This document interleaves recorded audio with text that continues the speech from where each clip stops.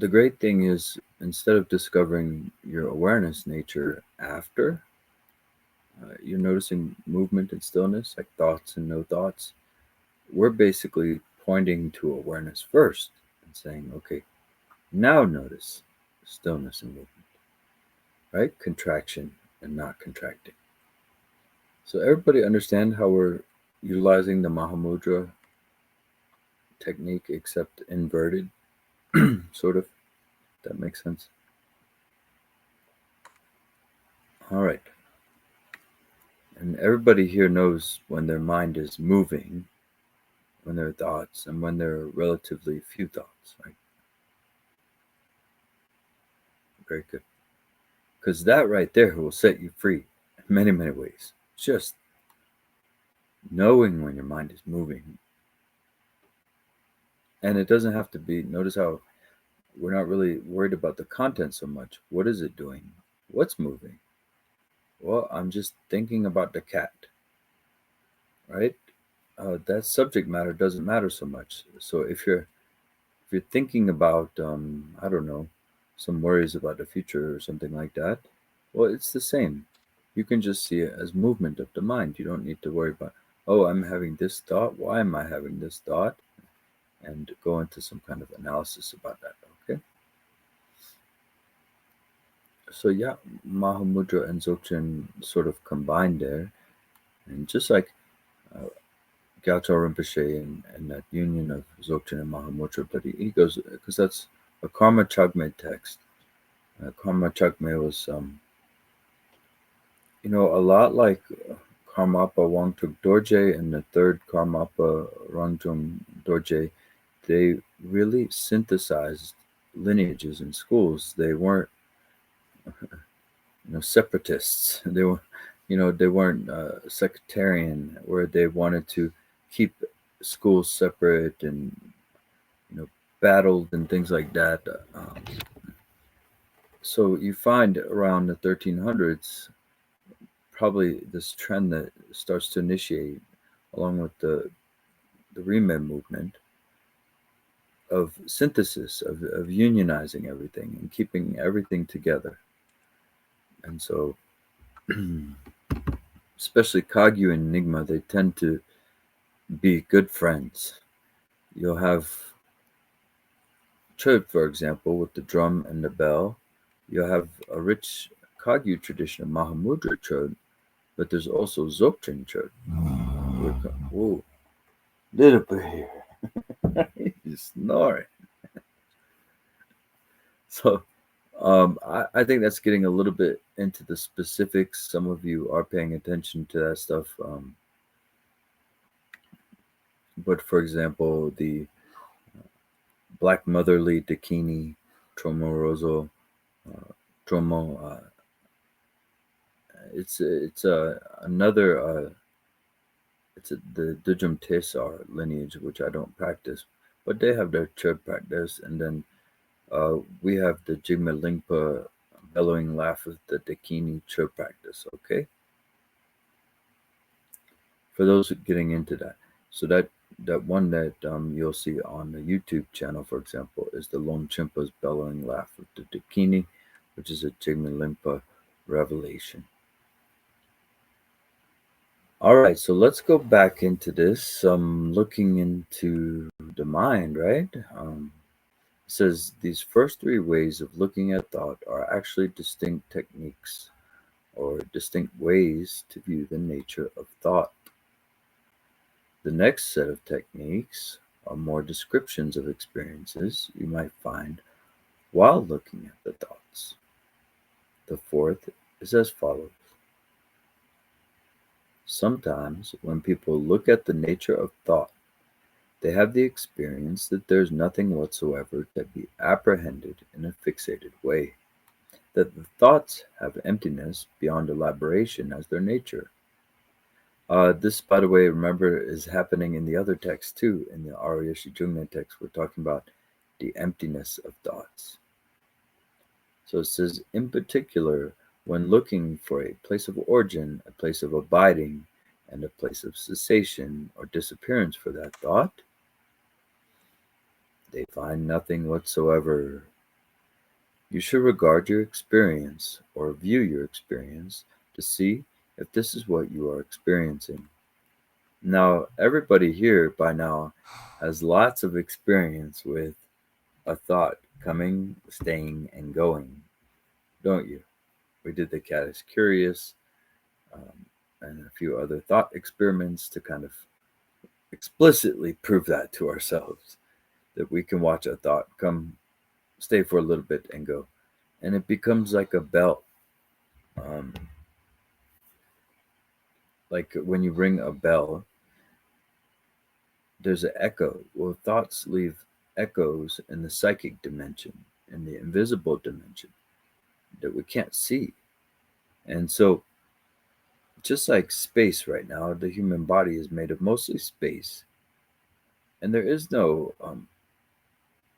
taking a little bit of space out of us and putting it over here. Space is uniform, volumetric, like a container. And so, all that, well, maybe Yeshe, you can, or somebody pull up the ingredients of the human body. What is the human body mostly made out of? And so each of these components, you'll see them everywhere, not just in your body. Well, just like that, thoughts, the psychic dimension is vast, filled with traffic, just like the air is filled with traffic. The air has wind and everything else, right? It has all these particles and birds and things flying around. And just like that, there has to be an invisible aspect to our experience. There has to be. And so this is beyond the spectrum of our common sense capability. But you could start to see, oh, my mind is actually part of this sort of network, this nexus. And so there's no need to claim thoughts at all. Just like there was no need to claim space, because the dimension, the realm of the psychic dimension is just like space. Let's see here. Yes, she says about 99% of the mass of the human body is made up of 6 elements: oxygen, carbon, hydrogen, nitrogen, calcium, and phosphorus. Only about 0.85% is composed of another 5 elements: potassium, sulfur, sodium, chlorine, and magnesium. All right. So now that stuff is everywhere, isn't it? So why wouldn't thoughts and emotions be everywhere too? Right? It makes sense. Unless we're some kind of like proprietary holder of these things, that wouldn't work. It wouldn't make sense to what's happening all around us. So I feel a little bit like a lawyer pleading my case here for emptiness and for oneness. And there you have it. You be the judge. And anybody want to tell me how, explain, what does it mean when a thought comes, stays, and goes? Can you just give me an example?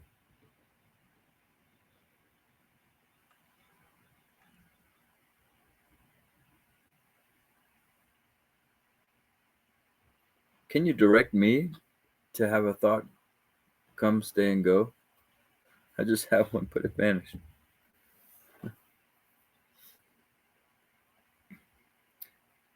Can somebody direct me to have a thought within my awareness?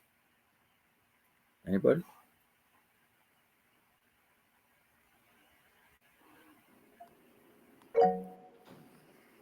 Go ahead, Sid. Can you think of a pink elephant? Okay. Now, what color shirt am I wearing? Pink. I'm just kidding. Blue. So you had a thought, I'm guessing, of a pink elephant, and then another thought that said blue. Oh, all right. I'll take that. Very good. Thank you.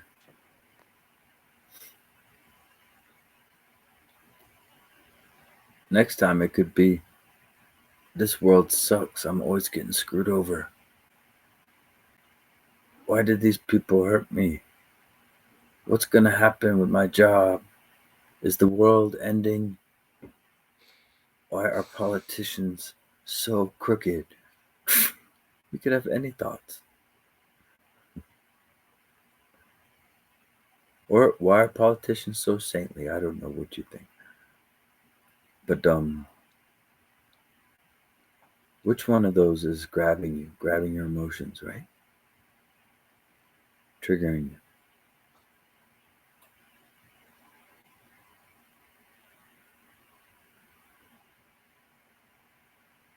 Thanks to Oza, I triggered myself in one of the last sessions on purpose. I don't recommend doing that. If you're feeling clear, if you're swimming in the pool of great bliss, stay there. Don't jump out on purpose. But of course, the waters can get turbulent again, and we want to be able to zoom out enough within our experience to be free.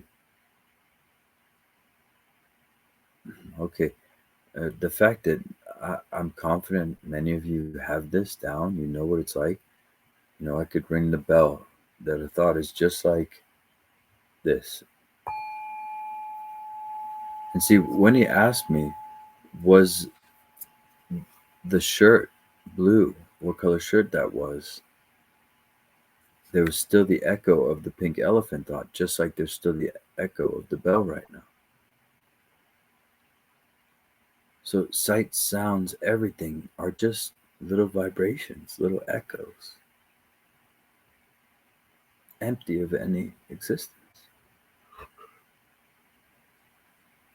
This is according to science as well. Think synesthesia, great example, where they can see sounds, hear colors, right? Oh, neurochemical and electro. Yes, there you go. Electrical patterns. Very good, Alex. All right. Yes, you're just seeing everything. You're seeing everything with your mind, right? According to your mind, it's synesthesia. It's all, right? One sense intake. Okay, very cool. Any comments, questions about that? Yes, you are hallucinating.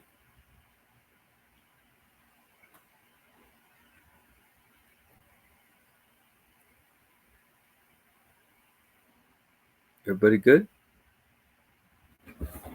All right, super yogis up in here, I'm telling you. We still got 25 of you, too. 25, just like 25 disciples of Guru Rinpoche. 25 is that magic number for some reason, which equals 7. That's how many steps are on a ladder, as long as it was built in America.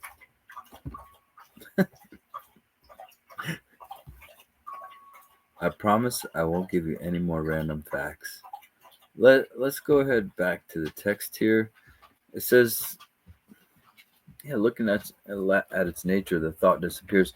Now you can use that as a complementary practice. If you have intrusive thoughts, using awareness, you can just look at them, and it seems like there's a subtle effort in that. But ideally, awareness will be nice and prominent, and thoughts will just vanish on their own. So the next experience is when, from the moment of the thoughts arising, there's nothing whatsoever in it to be apprehended, and in that way the thought is self-liberated, in the sense that simultaneous with its arising is its absence of substantiality, which is clearly experienced by the meditator. The distinction between the foregoing one The fifth one, and this, the sixth one, is that the fifth one, the thought appears to be somewhat substantial as it arises, but disappears upon being looked at. And this one, from the moment of its arising, is seen to be insubstantial. So it's basically breaking down the three modes of liberation, and it's subdividing those a little bit further. So we can look directly using effort, we can abide, allowing awareness to naturally cut through the thought, and that's pretty much what we share here as the main practice. I feel like all of you can do that.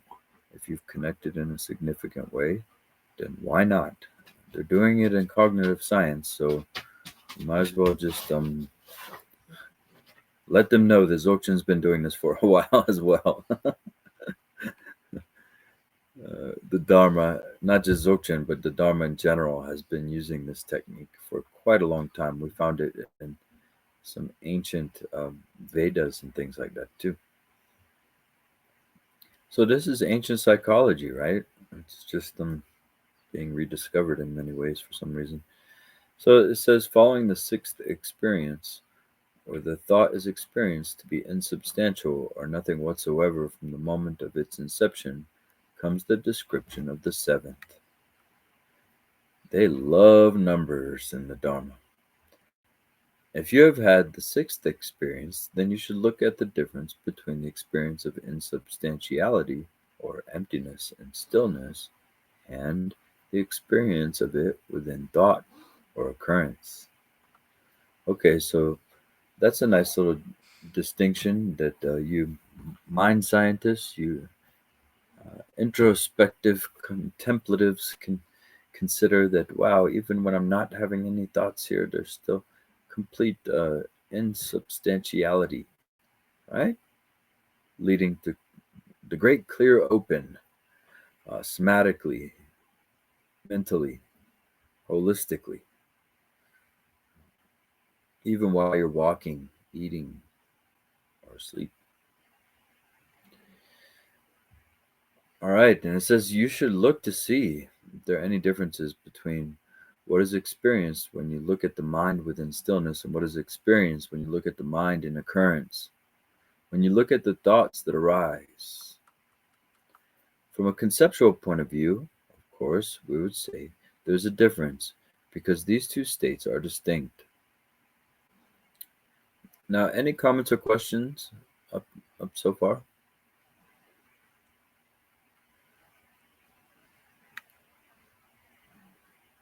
Okay.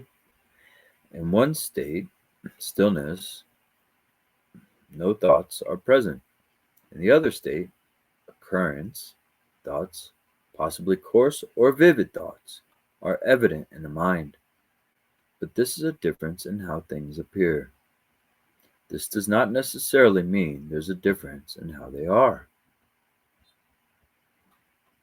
If you look at these two states and compare them, you will discover that, just as when looking at the mind within stillness, you do not discover any place of stillness in which the mind is at rest, or any resting mind.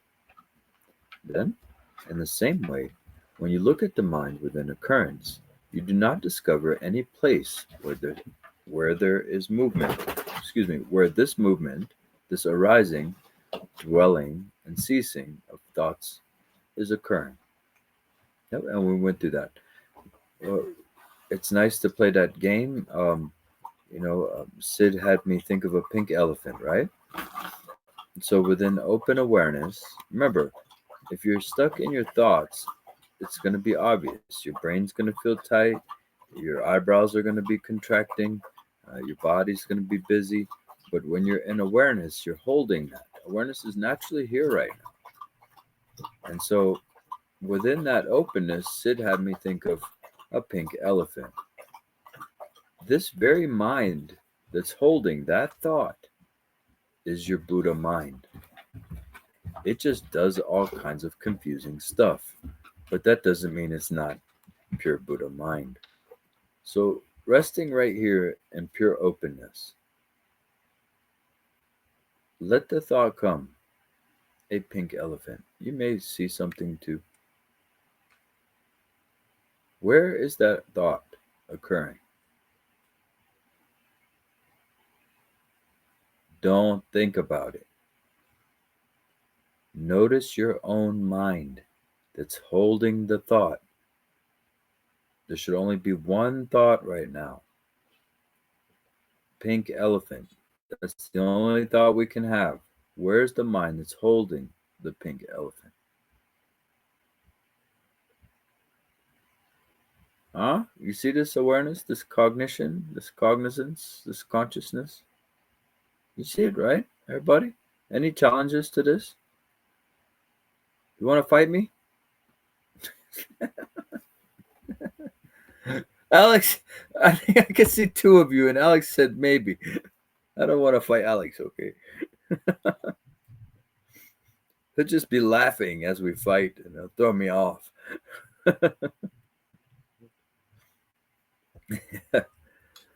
All right, well, we just did this. The mind is holding that thought, a pink elephant. Anybody have anything about that? Or are you doing it? Are you able to see your own mind? I know many of you for sure. I've validated that you are. Yeah. So very good. And if anybody else has any confusion about that, that's the main point that we're clearing up. If you get that, nothing else matters. It doesn't matter if you like me or not. It doesn't matter if you like the Dharma or not. You've just been activated. That's all that matters. And then maybe warming up to that a little bit. So, okay. We still have a full-blown 5 minutes here, so nobody knows what's going to happen. We're going to keep it rolling. I have a question about the pink elephant. I told you, Alex, he's wanting to fight. He just unmuted. No, I was just dodging the punches. Go ahead, Alex. Yeah. The way, actually, I don't know, from visual point of view, when I think about the pink elephant, I don't get like great level of details. It's a very fuzzy concept until you kind of visualize more of like trunk or something, right? So it's some kind of abstract thing. Oh. But you can go, I mean, you could go deeper if you want to, right? But no, don't say you, because this is you. My elephant is crystal clear with ornaments on it and full trunk. So you must have only been visualizing like a leg or a belly or something. And it was, see, that's like Salvador Dali, right? So that's how we all have our own what we see, isn't it? Yeah. So you saw. But awareness, it's created out of awareness in not a complete elephant for me, let's say. It's like a concept of elephant in a way more. I mean, I guess for more visual people is more details, maybe. Yeah. And that's really interesting to pass around in peer review is what are you seeing? Are you seeing anything? Some people see letters, right? And it's really cool to hear about different people's experiences. Okay, very good. And so that wasn't too bad. I just hear a sound. Oh, wow. Like the sound that an elephant makes, Yeshe? Oh, just the sound the words make. Okay. Go ahead, Sid. Yeah. I have a quick question, just tangential to this. I know in Tibetan Buddhism, as generally speaking, and I'm not very aware of the different schools, but there's visualization practice of taras and stuff. So how does that tie into this text in the sense? So I'm assuming or guessing that you bring up or you visualize an image, and then that somehow leads to liberation. Is that the right understanding, or am I totally off? I don't know about leads to liberation, but you got the right idea. It's just like the thought. We would bring up an an image in our mind, just like a thought. And if I ask everybody to imagine a pink elephant, right, we'd have some kind of image. And that's just mind, though, creating the image. When you go to sleep, you still create images. Your mind has a visual consciousness, and that visual consciousness is patterned, it's conditioned, uh, as well as with the mental. It's married to the mental and the egoic consciousness. And those three, the the five senses, we can think of the visual spectrum at this point, married with the mental emotional consciousness, married to the egoic consciousness, to make an overall state or experience of consciousness. And so the visual spectrum, according to modern science, I think is up in the 90 percentile. 90% or so of our reality is made up of the visual spectrum. And so within the Dharma, you can prove how the visual spectrum is mind. You can see how you can create images and see things in your dreams, which is, as many of you know, one of my favorite topics, the multidimensionality of the mind, how we can create a mountain in our dream and then create a visual consciousness seeing the mountain, having thoughts and feelings about that mountain that we're creating, and then have an egoic experience of, wow, man, I'd like to climb that mountain that I'm seeing and thinking about. You see how all this is working together in a multidimensional realm?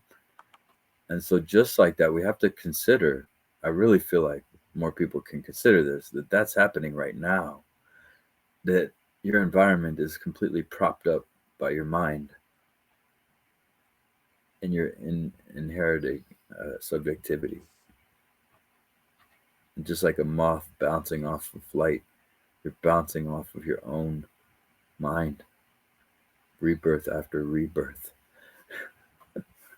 And that is super interesting. So that is based, let's say, on a future rebirth, on actions or thoughts in this birth, correct? Or Well, if you like, want to think in terms of causality, yeah, you can see right now the momentum, the karmic momentum that will propel you into the next life. The very desire that when your body can no longer obtain that desire, your mind will continue. So there will be a momentum there that will initiate another birth.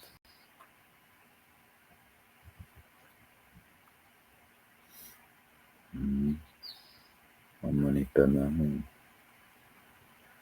All right, so I think we have a little bit left here. It says, next described as the eighth experience, which occurs when some conceptual effort is made to apprehend the thoughts arising, and as a result, you tend to label a thought based on some concept about its nature. So you affix the labels of emptiness, cognitive lucidity, and so forth to the thought, which is distinct from actually seeing its nature without any kind of conceptual overlay. This text is wonderful. Ah, yes. I think we have Yeshe Namgyal, Tashi Namgyal and Yeshe Gyamtso, who are translating, and they're doing a fine job, in my opinion. And it says the ninth type of experience described is when the thought arises as though of itself, and its arising is recognized without effort and without any kind of conceptual overlay. Now, remember, we can sit here and think, oh, I'm abiding in emptiness, or this is my intuitive wisdom mind. Uh, those aren't there in pure abiding. We can talk about them for the sake of conventionality, just like you wouldn't tell somebody there is no gas station.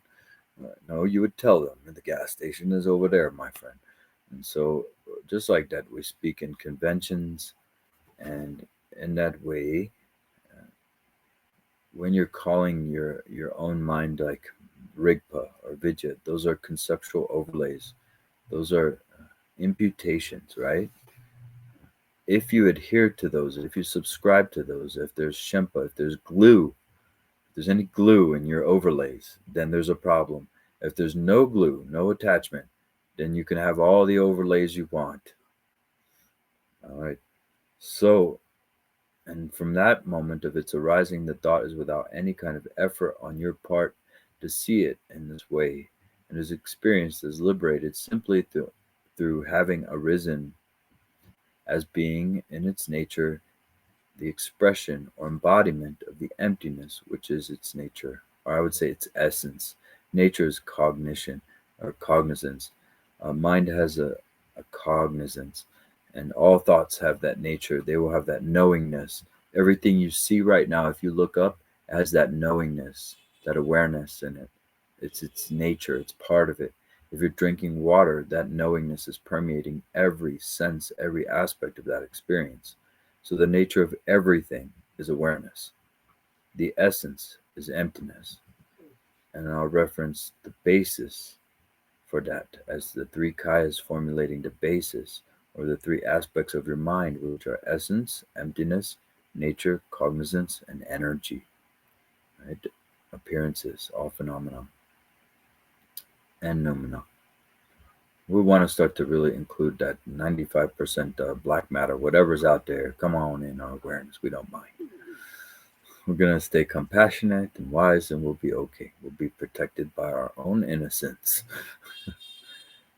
So, how much further do we have in this section there, Yeshe?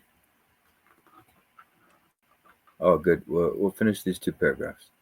So, with regard to the use of the 7 questions in the previous section and the 9 questions in this section, various experiences will arise for you as you practice, and there are various possibilities of what can occur. Now, remember, you don't need all this enumeration. We keep it pretty simple. You can use awareness to look at your thoughts as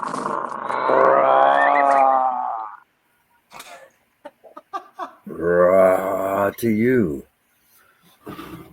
You can look at thoughts as you're having them, or your awareness is strong enough, it's prominent enough to where thoughts are now arising, experiences are arising within awareness and self-liberating. Do you have to apply some effort to initiate that confidence and self-liberation? It may be the case. It probably depends on the person. And here I definitely encourage over and over again for complete effortless abiding. I keep it very, very simple. I feel like your spirituality, your meditation is already overcrowded. And so, in that way, we don't need to add more to it, like enumerations. And we can begin to simplify everything by just letting be. So, don't misuse these questions to influence, limit, or prejudice your experience.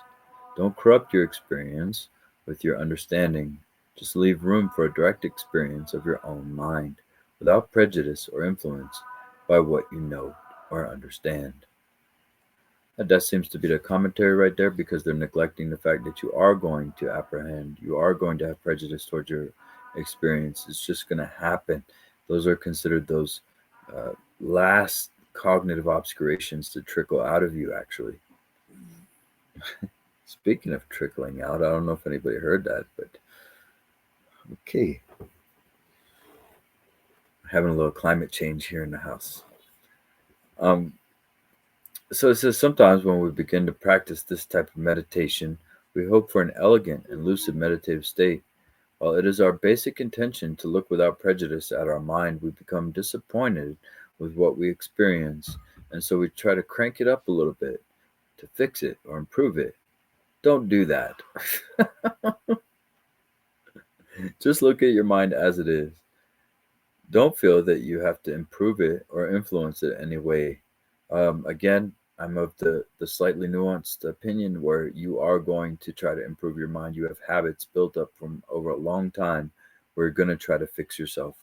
And that's going to be within your awareness. So you're going to stop at some point. You're going to stop trying to fix yourself. But I can't just tell you, hey, stop trying to fix yourself, and you're going to do it. If that was the case, we would have no need for all these meetings, nothing. I would just tell you, don't be confused. So simply rest in a direct and unprejudiced experience of your mind as it is, and don't hope for something better than whatever you actually experience. Very nice. Overall, it's a beautiful, beautiful text, and with a little explanation, I think that it's all good. Yeah, Alex? When the thoughts are observed with less conceptualization, would it impact the way they are stored in the memory, you think? I think not, actually. For some reason, counterintuitively, I think they will be remembered the way either way. But What is it now when thoughts yeah, of but concept? is there like well, we have different levels of like observing the thoughts. This and the last one was ninth one was less conceptualization or no Yeah, conceptualization. none at all. Yeah. Would you remember the thought though? Say Oh, if does your memory still work? yeah, Yeah, I think memory opens up wide as long as you have the conditions for conditioned memory. It's memory is different than wisdom, right? Where it's convenient, it's impermanent though. It's subject to those, um, to karma and cyclic existence, whatever. But memory opens up, in my opinion, and you're actually able to begin to channel things and intellect that were not there before. So it becomes almost ineffable too in that way. Definitely. And I don't think there are any memories at that point. You're just becoming less blind to what's already here. So these aren't really even memories. They're here right now, all this stuff. And if you want to, uh, see it at any point, you can because it's here. Memory wouldn't work any other way. Let's say we all have a memory of when we had a bicycle. Well, unless that whole thing was here right now, you wouldn't be able to have it. So where was it? It was in the dark matter dimension. We don't know. But that memory of you having a bike is here with us right now. It has to have been, or else we wouldn't be able to face it.